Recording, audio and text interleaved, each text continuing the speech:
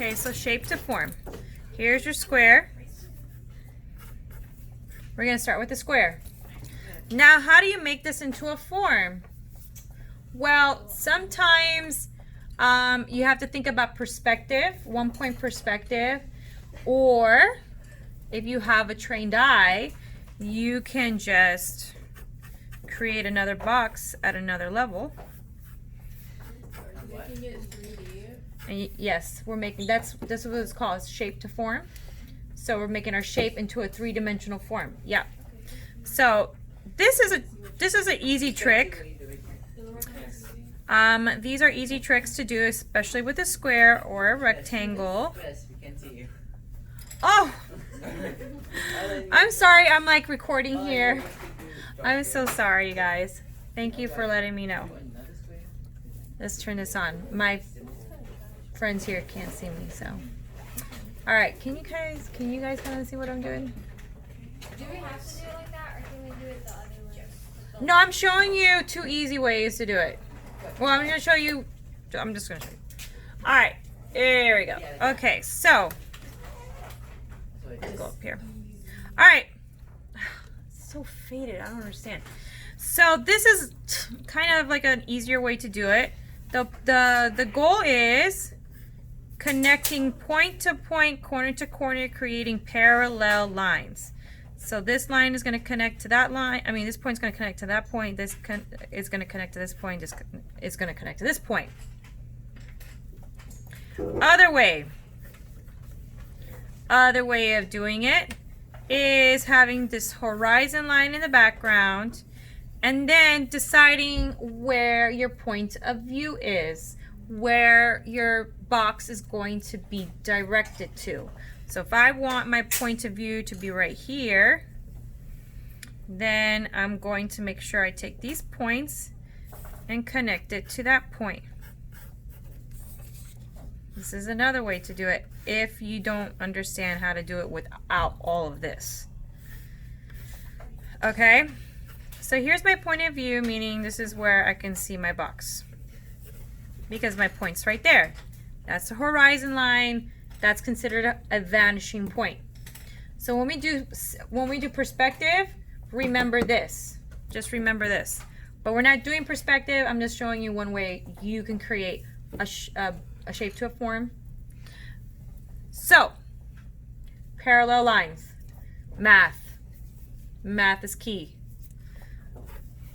This is your first line. Your next line needs to be parallel to the one that's closest to it. So this line, I need to make its parallel line. I'm going to come up here and I'm going to make a parallel line. I'm not going past these lines. Don't do it. You're going to say from this line to this line, and this line and this line are now parallel. Same thing when I go up here.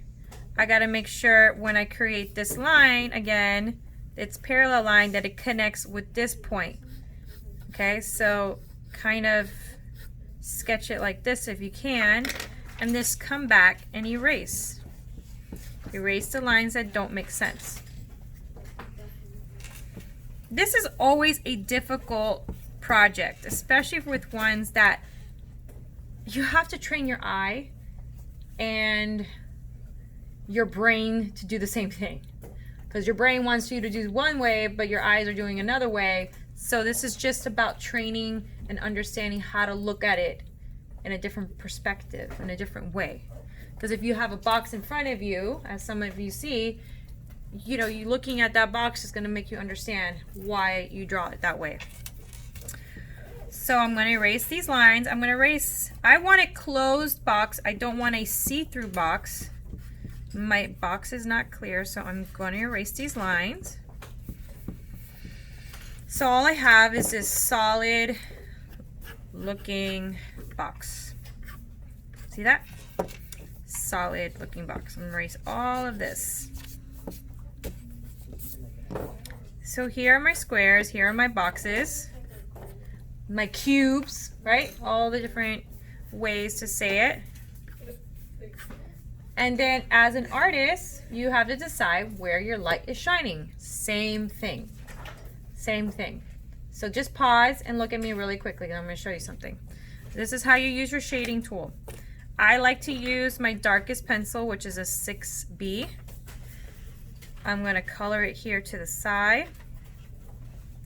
And then if my light is shining over here, then where is my shadow and my darkest area? Is it here? Yes or no? No. My darkest area of this box, is it here or is it here?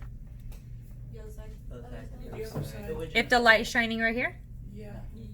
It's my dark shadows over here? Nope. No, it's on the other side. It's always opposite. My light is shining here, so guess what's going to be the darkest part of my box? Over here and over here. So I'm coloring it in right now very lightly. You see a lot of scribble scrabble, but that is one thing we're going to get rid of, and we're going to kind of try to get away. And how do we do that? When we're coloring in, we want to make sure we make it an even solid color. Even solid color. Get rid of all those scribble scrabbles. It's all about how you hold your pencil. And then with your shading tool, you rub it in.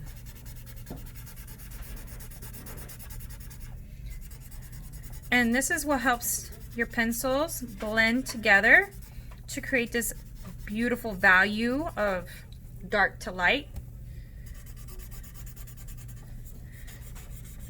And try to go in the same direction when coloring it in, so it prevents you from doing a scribble scrabble and uneven lines. If you get some uneven lines, just go back with your pencil, kind of add a little bit more graphite there, because these are graphite pencils. I like to go in a circular motion at times because it helps to get it all. This is patience. You can see this.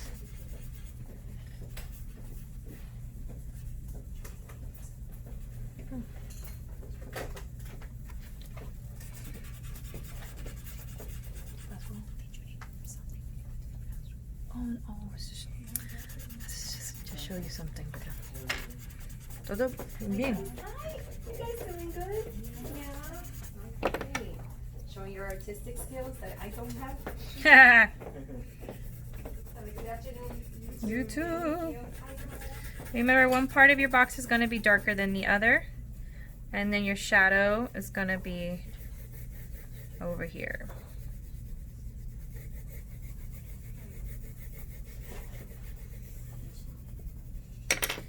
Take your shading tool and blend it out.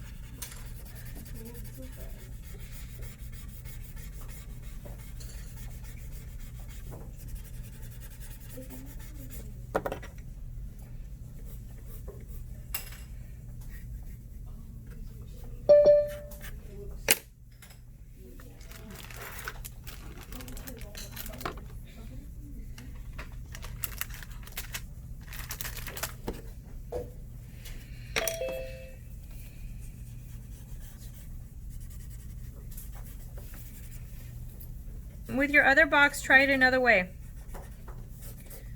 Have your shading, your shadow in another direction, and work on this blending technique. You know what's really cool too? Your finger.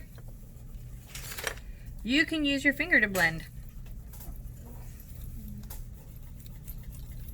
It just doesn't get it as this shading tool will. Okay? It's like a cheapo mode. It's like Huh. a cheapo resourceful shading tool. Yeah, exactly. So if I want my sun to be shining over here, then obviously this is going to be light. This is going to be a little bit darker, but this part's going to be my darkest. That's one thing you have to understand too when it comes to shape to form and creating a still life and all of those things, is you have to understand the lighting of your object and understand the value, creating this value of a light to dark, dark to light. If you don't want to use a pencil to shade it in, well then make sure you do this. You can go back.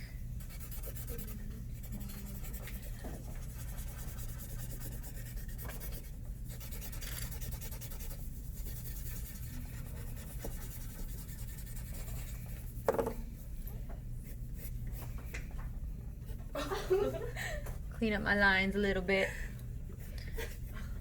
All right, I want you to create a box and a Shade it? what's a prism? Is the triangle, right? No, I think Yeah. prism, like, I know what prism is. I know what box. Yeah. It's like, But if it's a rectangular box, what is that called? A rectangular a rectangle box. A rectangular prism? Ha! That's funny.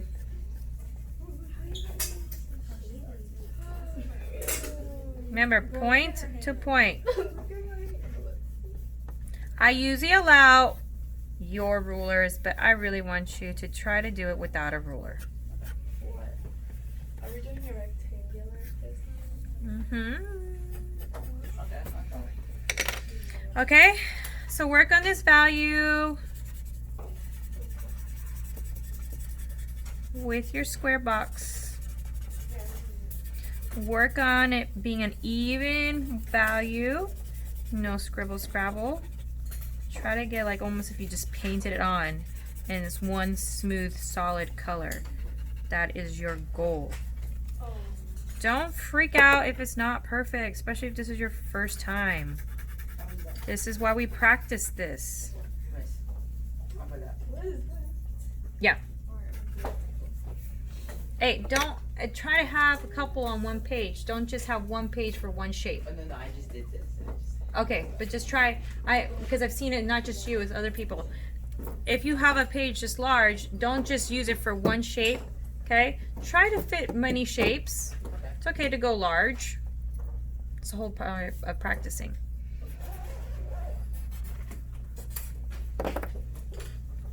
And then erase those lines. Clean up your shape. Clean up your shape. That's what the sketchbook's for. To mess up a couple times on a solid page. You're not doing anything, well sometimes you can, but you're not doing any final drawing on a sketchbook. For the most part here, you are using your sketchbook pages as practice. Okay? Or something.